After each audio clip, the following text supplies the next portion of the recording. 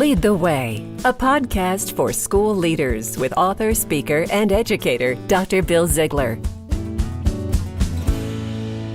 Today I'm here with Kirk Dolson from Loudoun County Public Schools.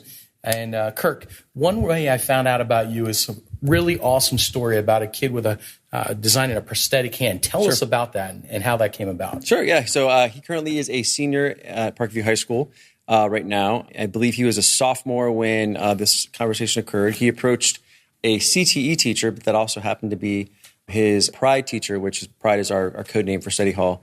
And he noticed he had a 3D printer in his room. The interesting thing, and I guess some background analogy to know about my school, is we are the only majority-minority high school in Loudoun. We are about 70% free and reduced lunch, 45% EL, and about 65% Hispanic. Many of our students go without the major things that you need in order to survive. Many of them are homeless. We have about 200 students, I should say, in our school that's homeless. It's about over 10%. A lot of them don't have health insurance. And so some of the things that you and I might be able to provide for our families, a lot of my students cannot. So this student in particular, his younger brother was born with a deformed, I believe, a left hand. He'd never been able to use it in the way that you and I use our hands. He was, I should say, a kindergartner. So he approached this CTE teacher about what this 3D printer might be able to do. And the reason he had asked is because he had seen that, that's what 3D printers can do, which is make prosthetics. So the CTE teacher kind of probed a little bit more, found out what he was looking for, and was like, hey, I have some people that know some people that we might be able to collaborate with. And so they went to a local makerspace, said, this is what we need to do. Can we build this?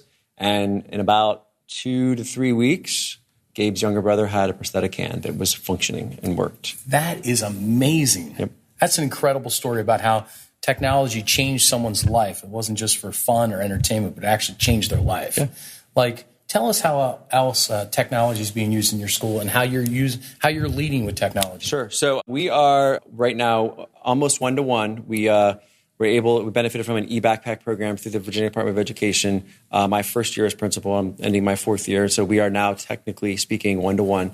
And what we are trying to do is really implement personalized learning in our culture. And so we have used that really as the framework for our entire PD to model that we're really practicing what we preach. So instead of our teachers coming together and getting a one-size-fits-all, we're really trying to give them choice and give them voice about what they do through professional development that we provide at the school level. So they might have a station rotation, or they might be able to pick from a playlist. Some of it would be them, doing it independently.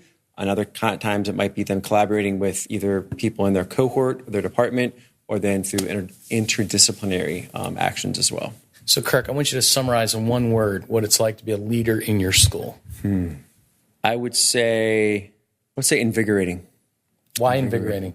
Because when kids, when families, when people do without, and then they are presented with opportunities to do with, it is amazing what the human mind and human nature can, when used appropriately, can muster and can bring forth and can bring forward. And really, every day I leave my building going, that was an amazing day, and things that were thrown at me that I didn't even imagine could happen, happened. But in a lot of ways, it was changed for the better. Awesome. Well, thank you so much, Kirk. It's been great to have you on Lead the Way. You've been listening to Dr. Bill Ziegler with Lead the Way.